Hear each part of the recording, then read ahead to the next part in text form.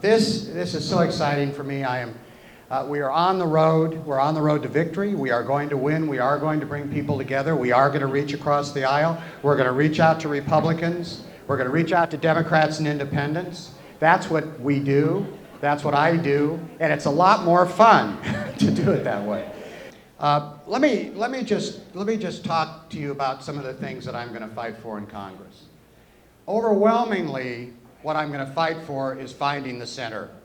The first thing I'm going to do when I get there is what I do in Lincoln every day, is I try to find 10 or 15 friends or 20 friends on either side of the aisle. Maybe we'll go for a jog, whatever works, and we'll try to find that center. With 15, with 20, with 25 people, you can make laws in the United States Congress.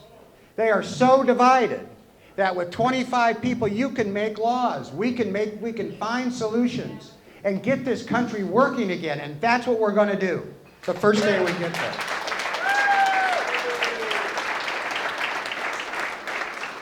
You know what? I know that I'm not supposed to say these real conservative things, but I will say this: we can balance the budget.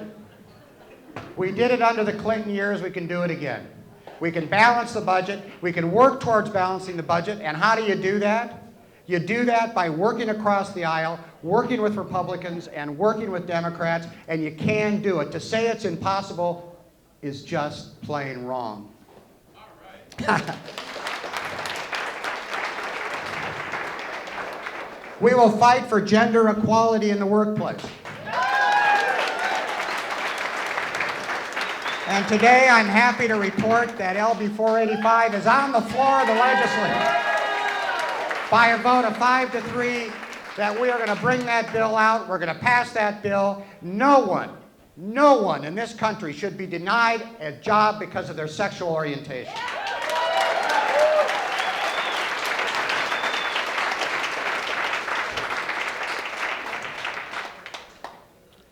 We're going to fight for the minimum wage. We're going to fight for the minimum wage because you have to. Women make up a huge part of the workforce, as we know, but they work for less. The vast majority of our workers who work at the minimum wage are women. They need help. We need to pass the minimum wage in Nebraska. We need to pass the minimum wage nationwide, and we need to give everyone an opportunity to have a living wage in this country.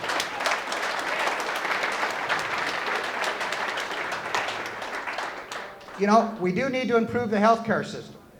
But I will guarantee you, I will not vote 47 times to repeal a law that is helping 9 million Americans get health care.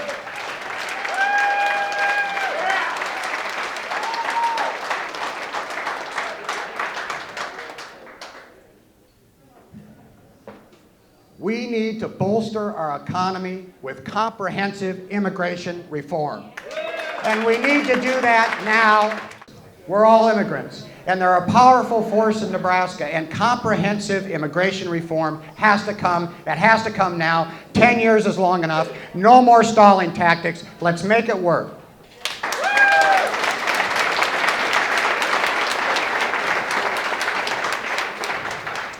You know, almost half of our criminal justice budget is made up with by paying for deporting immigrants.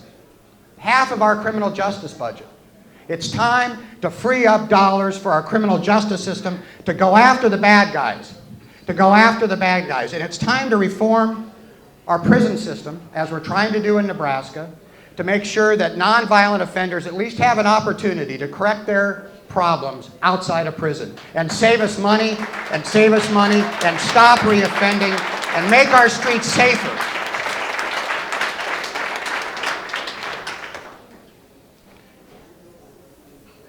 We are all conscious of our environment. We obviously must fight for energy independence, and I will do that. I will always fight for energy independence because it makes us a stronger nation. It makes us a stronger nation. But we can only fight, in my view, for independence in a manner that respects our environment. And we will find that balance. We will find that balance. And someone says, let's build a pipeline, and to heck with the processes. To heck with the processes. Let's just go around the process. Let's move forward. But let's move forward to a more balanced approach to our environment and to our energy independence. I'm committed to that.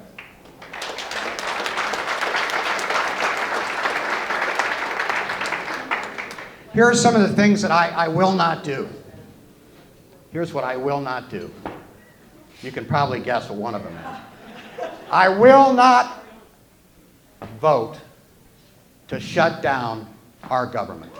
Under any circumstance, I will not vote to shut down our government. That cannot happen. When we have our military fighting overseas to protect us every day, it is wrong, it is morally wrong, to vote to shut down our government, and I will not do it. And I will not take a paycheck if somebody else votes to shut the government down.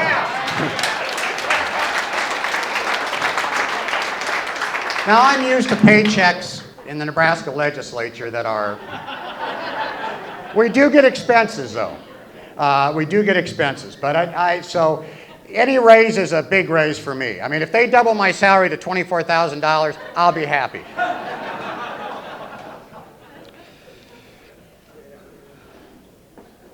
What I will do is I will listen, and I will come back to Nebraska, and I will listen to what the people of this district have to say.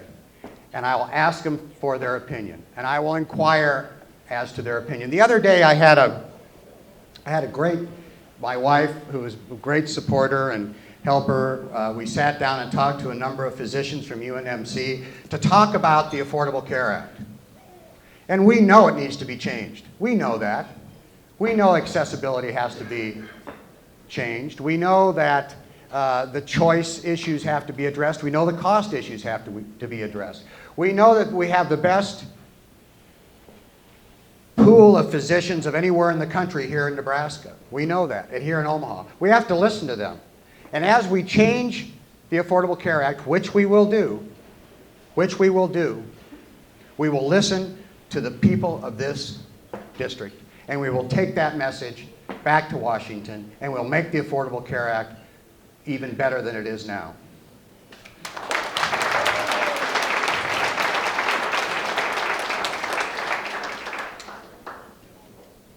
I will never, ever move to the extremes on an issue to the point where we can't find a solution. I have never done it in 16 years. I will never do it now. I will never do it now. Finding a solution does not mean you get everything you want every day.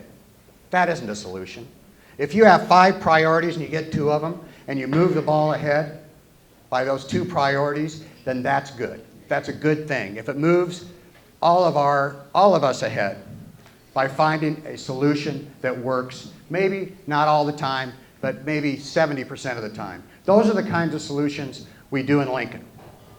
And anybody says, well, you can't do that in Washington. That's a mess. Well, I started my years in public life working for Roman Aruska, actually. Now, Roman Aruska, and I worked on the Hill with Roman Aruska. My job was 2 things: cut his lawn. That was the first job.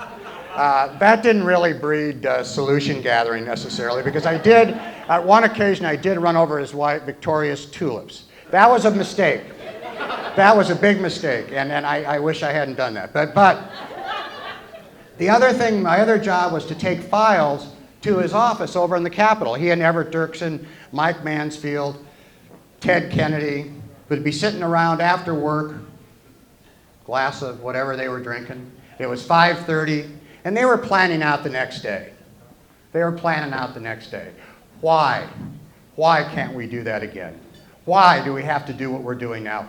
What is going on to our country? This cannot continue. So you have my... And in conclusion, let me just say this. I am so blessed that you're all here. I know some of you I have not met before, but the vast majority of you I have known for many, many years and have worked with. I am so blessed you're here. This is an incredibly important event for me, and the enthusiasm here is just overwhelming. We are going to win the race. We are going to win the race. We're going to win the race because the status quo cannot continue. The status quo cannot continue.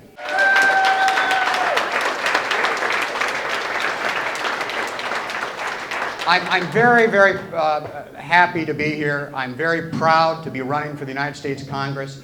We're going to win if we get out there. We need to get the vote out. We're going to work hard. Thank you all very much for coming.